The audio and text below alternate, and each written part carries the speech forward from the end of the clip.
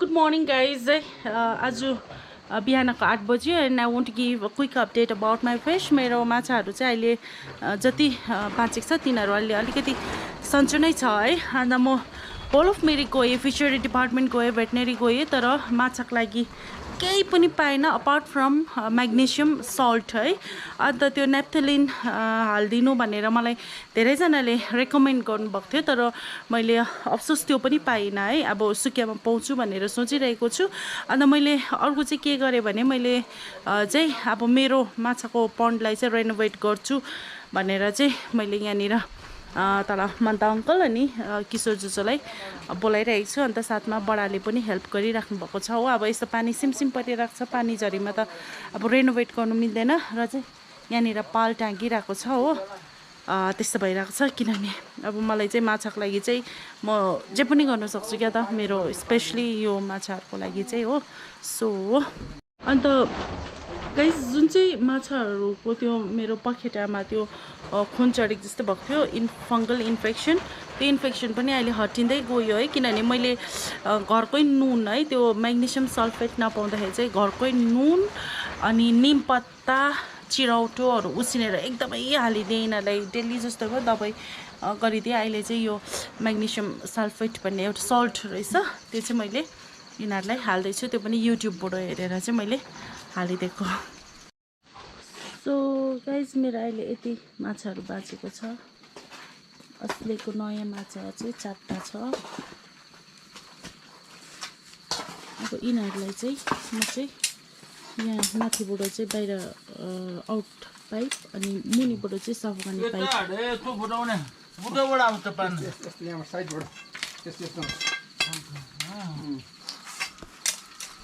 यहाँनिर हाम्रो भाइले चाहिँ माछा कसरी पक्रिन्छ नि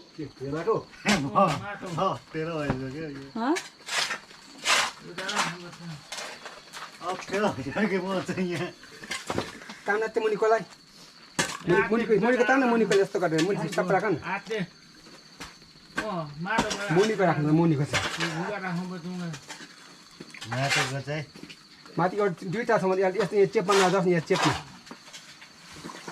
ल यताबाट म पनि थिच्छु ल एउटा केसरी।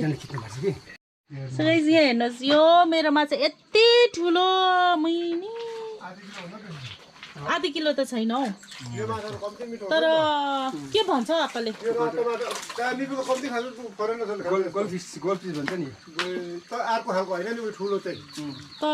के गर्नु मेरो मोर्यो, तर अब चाहिँ मोर्दैन किनभने मैले पुरा दबाई पानी गर्दैछु नि त अहिले चाहिँ। यो बच्चाहरू हेर त मेरो माछा कति ठुल्ठुलो अनि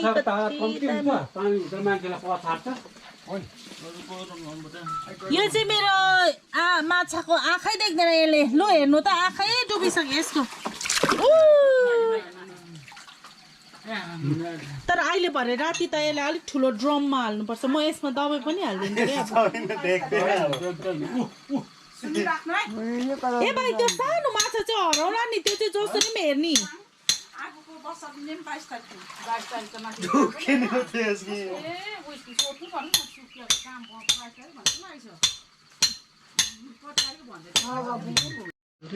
सो गाइस अहिले यहाँ धमाधम हाम्रो काम चलिरहेको छ हो। यहाँ जोजोहरू अङ्कलहरूले खन्नु हुँदैछ, यहाँ भाउजू जोजोहरूले कुमार जोजो सघाउनु आउनु भएको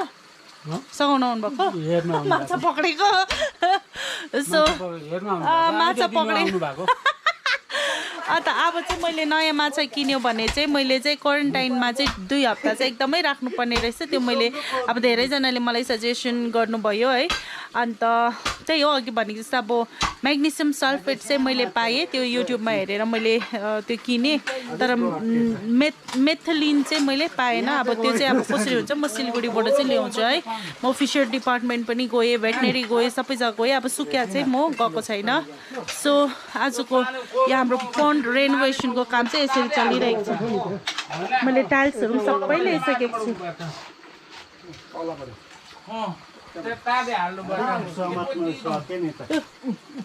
यिनीहरू माछाहरू यिनीहरूलाई त ठुलो ड्रममा हाल्नुपर्छ अहिले भरे त। अनि यो मेरो यो चाहिँ एकदमै ओल्डेस्ट माछा हो उसको चाहिँ आँखाहरू सब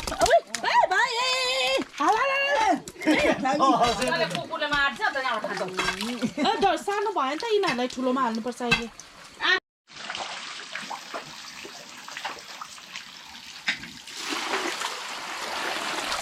पानी उगाएकोले खुट्टा तपाईँ पानी उगाएकोले नि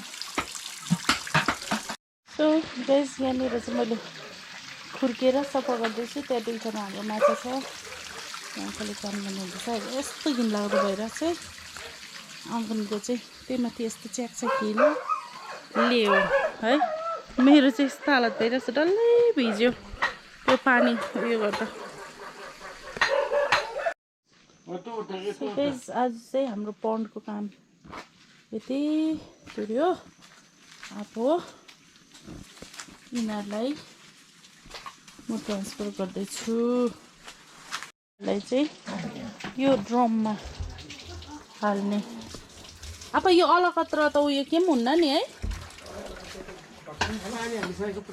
पानी पुरा हालेको पहिला है यसमा होइन म त्यो मैले यिनीहरूको दबाई लेख्छु कि त्यो उयो गर्छु नि हल्का पखालिदिनुपर्छ सो अस्ति चाहिँ मैले यो म्याग्नेसियम सल्फेट चाहिँ पाएँ अरू चाहिँ केही पाइनँ अब यसलाई म हल्का यहाँनिर अहिले घरि यसकै दबाईले नै रिकभर गर्दैछ आपाले यहाँ पानी तान्नु हुँदैछ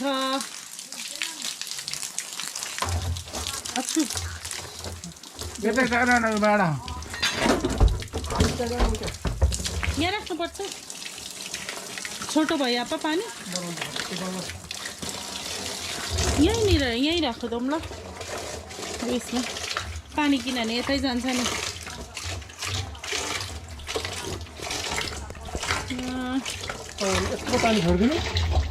छोड्नु हाल्नुहोस् त यहाँ मैले चाहिँ 8 वटा गनेको छु आज चाहिँ टोटल फिस काउन्टिङ हुन्छ एक एकवटा हाल्दिनँ मैले पक्क नि त यो त मात लानु पर्यो नि त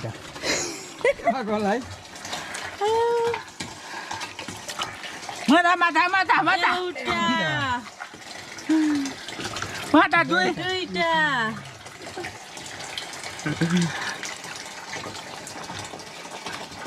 4-5 वटा 5 6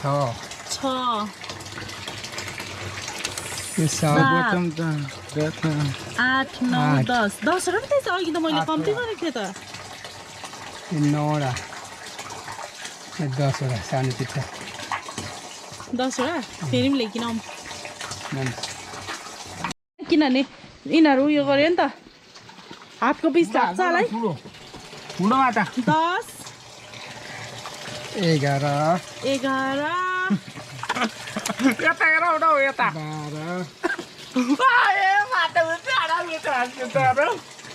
13 आधा केजीको रहेछ है एउटै माछा 15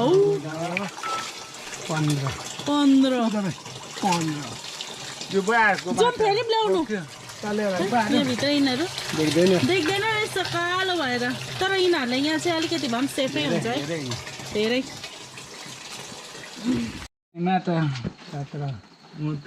मेरो उमा आउँदैन पानी 18 वा पानी हुनु पर्यो पुरा भ्याट बस्नु पर्छ त यति पानी हुँदैन माटो को पो उभिन्छ माथि अत्रो मुख त हौ त माछा 21 को पनि त माछा बच्चा उता 3 त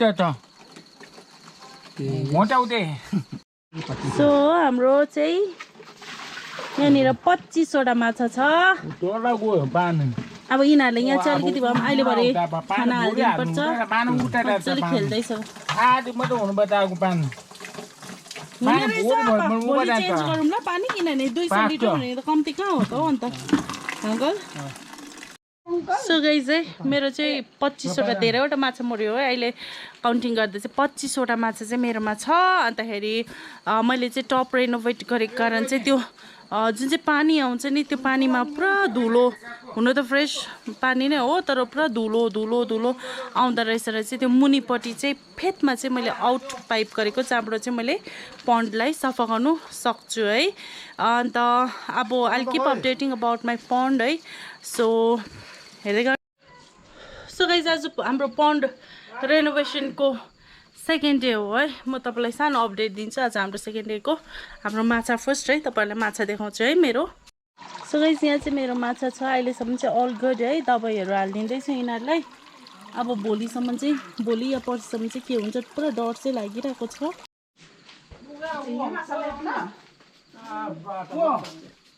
किन झिङ्गे माछा? सो गाइज यो अघि बिहान म र आमाले चाहिँ झ्यार गोडिदियो, यो सबै मैले ब्रस गरेको हो। यहाँ आँगी पनि हेर्नु आउनुपर्छ जो यहाँ। सो आज चाहिँ हाम्रो पन्डको यस्तो भइरहेको छ हो। अब भोलि यहाँ मुनि टाइल्स लगाउने, हाफ टाइल्स गर्ने, हाफ भन्दा पनि 1 लाइन फेदमा र सिङ्गल लाइन टाइल्स लगाउने। अन्त अर्को मैले के चाहिँ गरेँ भने आँगी, हाम्रो आँगी तलको बडाहरू चाहिँ यो बाटो पुरा हिँड्छ नि त। अन्त चाहिँ यो पुरा चिप्लो भएको थियो, योहरू सबै ब्रसले खुर्किएको मैले। ए ऊ तलसम्म यस्तै हुन्छ अब रेनी सिजनमा हो, के गर्नु है।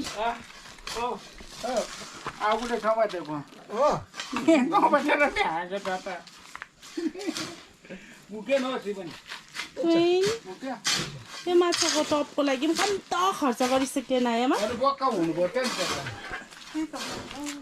ल ल अब मन पर्नु थालिसक्यो। अन्त तपाईँलाई कतिको मनपर्छ खोलामा माछा? मनपर्छ है। कहिले पर्दैन भन्ने मान्छेहरूलाई माछा मनपर्छ। यहाँ आप्पाले तेलचा चलाउनु हुँदैछ माछाको लागि।